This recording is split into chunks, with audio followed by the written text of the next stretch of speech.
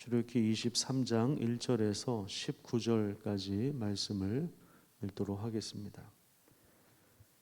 너는 거짓된 풍소를 퍼뜨리지 말며 악인과 연합하여 위증하는 증인이 되지 말며 다수를 따라 악을 행하지 말며 송사의 다수를 따라 부당한 증언을 하지 말며 가난한 자의 송사라고 해서 편벽되이 두둔하지 말지니라. 내가 만일 내 원수의 길 잃은 소나 나귀를 보거든 반드시 그 사람에게로 돌릴지며 내가 만일 너를 미워하는 자의 나귀가 짐을 싣고 엎드러짐을 보거든 그것을 버려두지 말고 그것을 도와 그 짐을 부릴지니라. 너는 가난한 자의 송사라고 정의를 굽게 하지 말며 거짓 일을 멀리하며 무죄한 자와 의로운 자를 죽이지 말라. 나는 악인을 의롭다 하지 아니하겠노라. 너는 뇌물을 받지 말라. 뇌물은 밝은 자의 눈을 어둡게 하고 의로운 자의 말을 굽게 하느니라. 너는 이방 나그네를 압제하지 말라. 너희가 애굽 땅에서 나그네 되었었은즉 나그네의 사정을 아느니라. 너는 6해 동안은 너의 땅에 파종하여 그 소산을 거두고 7째 해에는 갈지 말고 묵혀두어서 내 백성의 가난한 자들이 먹게 하라. 그 남은 것은 들짐승이 먹으리라. 내 포도원과 감람원도 그리할지니라. 너는 6해 동안에 내 일을 하고 7째 날에는 쉬라. 내 소와 나귀가 쉴 것이며 내 여종의 자식과 나그네가 숨을 돌리리라. 내가 내게 이른 모든 일을 삼가 지키고 다른 신들의 이름은 부르지도 말며 내 입에서 들리게도 하지 말지니라. 너는 매년 3번 내게 절기를 지킬지니라. 너는 무교병의 절기를 지키라. 내가 내게 명령한 대로 아비벌의 정한 때에 1해 동안 무교병을 먹을지니 이는 그 달에 내가 애굽에서 나왔음이라. 빈손으로 내 앞에 나오지 말지니라. 맥추절을 지키라. 이는 내가 수고하여 밭에 뿌린 것에 첫 열매를 거둠이니라. 수장절을 지키라. 내가 수고하여 이룬 것을 연말에 밭에서부터 거두어 저장함이니라. 내 모든 남자는 매년 3번씩 주 여호와께 보일지니라. 너는 내 제물의 피를 유교병과 함께 드리지 말며 내 절기 제물의 기름을 아침까지 남겨두지 말지니라. 내 토지에서 처음 거둔 열매의 가장 좋은 것을 가져다가 너의 하나님 여호와의 전에 드릴지니라. 너는 염소 새끼를 그 어미의 저주로 삼지 말지니라. 아멘. 오늘 본문은 하나님이 세우실 나라의 큰 그림을 보여주고 있는 그러한 내용이 들어가 있습니다. 첫째는 하나님 나라는 공정한 나라입니다. 1절부터 3절까지 말씀해 보면 증인은 정직해야 합니다. 정직하게 말해야 합니다. 다수를 따라서 악을 행하지 않고 부당한 증언을 하지 말라고 합니다. 또 8절에 보시면 뇌물에 관해서도 금하고 있습니다. 거짓 증언과 뇌물은 그 판단하는 사람의 시야를 흐릴 수 있게 하고 또 재판의 전체 공정을 흐리게 하기 때문에 그렇습니다. 그래서 가난한 자의 송사도 가장 공정해야 됩니다. 3절과 6절에 동시에 나오는데요. 가장 공정하게 진행해야 합니다. 전관 예우나 또 진영 논리에 의해서 또 정치적인 성향에 따라서 재판의 결과가 달라져서는 안 되는 것입니다. 그래서 하나님 나라는 실제로 의롭다 하는 자를 의롭다 하고 의로운 자를 의롭다 하고 또 불의한 자를 악하다고 하는 것입니다. 두 번째, 하나님 나라는 공평한 나라입니다. 10절부터 13절 내용에 보면 7번째 되는 해에는 갈지 말고 땅을 그냥 묵혀두라고 이야기합니다. 그래서 가난한 자들이 거기에서 먹게 하라고 하고요. 그 다음에 6해 동안에는 일을 하고 7째 날에는 쉬어서 종과 나그네가 숨을 돌리게 하라고 말씀하고 있습니다. 이건 우리 인간의 가장 기본적인 권리를 보장하라는 것입니다.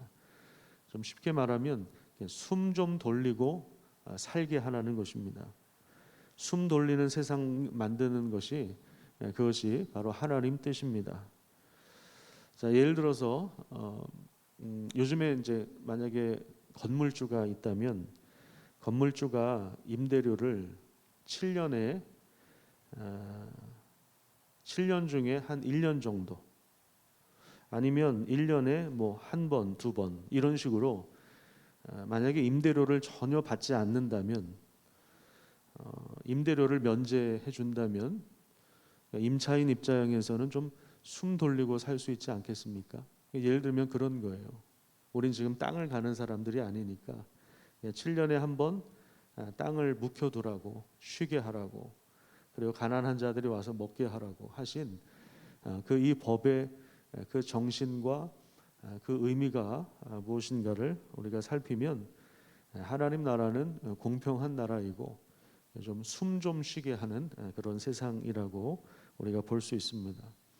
그러니까 소수의 토지를 가진 자가 그 토지에서 나오는 막대한 그 이득을 취하는 것. 그래서 부자들은 계속 부자가 되고 가난한 자들은 계속 가난한 자로 사는 것. 이 양극화는 하나님의 뜻이 아닙니다. 이틀 전에 그 청년이 그 15층에서 외벽 아마 뭐 페인트를 칠하고 외벽 작업을 하다가 이제 떨어져 가지고 사망한 사고가 일어났는데 그 하루에 그 일에서 몇 푼 벌고자 그렇게 그 위험한 일을 하다가 죽은 사람도 있고 또 뭐 몇억, 몇십억, 몇천억 개발 논리에 의해서 그렇게 돈을 가져가는 사람들도 있고 참 우리가 사는 세상이 불공정하다는 생각이 요즘 들어서 많이 들고 있습니다. 이것은 절대로 하나님의 뜻이 아닙니다. 율법의 그 정신이 완전히 지금 훼손된 사회에 우리가 살고 있다는 사실들을 기억하면서 하나님의 뜻을 우리 그리스도인들이 분명하게 찾고 그 나라를 함께 세워가도록 기도해야 할 것입니다. 그다음에 세 번째로요. 하나님 나라는 풍성한 나라입니다. 그래서 14절부터 17절까지 보면 혹시 펜이 있는 분들은 메모를 하셔도 좋을 것 같습니다. 무교절이 나오고요. 그다음에 맥추절이 나오고 수장절이 나오는데 무교절은 보리추수 때, 맥추절은 미래 첫 수확을 가지고 또 수장절은 그 수확한 것을 이제 창고에 저장하는 그러한 절기입니다. 그래서 이 절기에 하나님께는 감사의 제물을 드리는 것이고 그다음에 공동체 식구들과 함께 축제를 즐기라고 하십니다. 1년에 이렇게 3번 절기를 허락해 주십니다. 그러니까 하나님은 헉헉거리면서 뼈 빠지게 일하고 사는 것을 원하는 분이 아닙니다. 정해진 절기에 풍성한 식탁과 나눔을 통해서 우선은 하나님께 감사하는 거예요. 하나님의 창조와 하나님의 구원의 역사와 그리고 땅을 돌보아 주심에 대한 감사. 그죠? 하나님께서 땅을 돌보아 주시지 않으면 그 땅에서 무슨 소출이 나겠습니까? 그러니까 우리는 당연히 생각하잖아요. 당연히 땅에 뭘 심으면 뭐가 난다고 생각하는데 사실은 그게 다 하나님의 창조의 행위입니다. 하나님께서 간섭하시는 것이며 그 땅을 돌보시기 때문에 열매가 나는 거지. 하나님께서 돌보시지 않는 땅은 절대로 거기에서 뭔가를 거둘 수가 없습니다. 그러니까 이스라엘 사람들은 이 절기를 통해서 하나님의 창조와 구원에 대한 감사, 그리고 하나님이 땅을 돌봐주시는 것에 대한 감사, 그리고 가난한 자들과 함께 또 수고하며 함께 일했던 그 사람들과 함께 연대하고 같이 연합하여서 진정한 기쁨을 누리라고 하시는 것입니다. 뼈 빠지게 일하는 거 그거 절대로 하나님의 뜻이 아닙니다. 그래서 우리가 두 가지를 기억해야 되는데요. 하나님의 공급하심 그리고 하나님의 돌보심. 이 두 가지를 기억하면서 우리 삶에도 바른 믿음 안에서 우리 삶을 노정해 나가는 것이 중요한 것입니다. 오늘 묵상 포인트를 3가지로 다시 한번 정리하도록 하겠습니다. 하나님 나라는 공정한 나라이고 또 하나님이 세우시는 나라는 공평한 나라입니다. 그리고 하나님이 세우시는 나라는 풍성한 나라입니다. 이 3가지를 기억하면서 오늘도 바른 믿음으로 살아가시기를 축복합니다. 기도하겠습니다.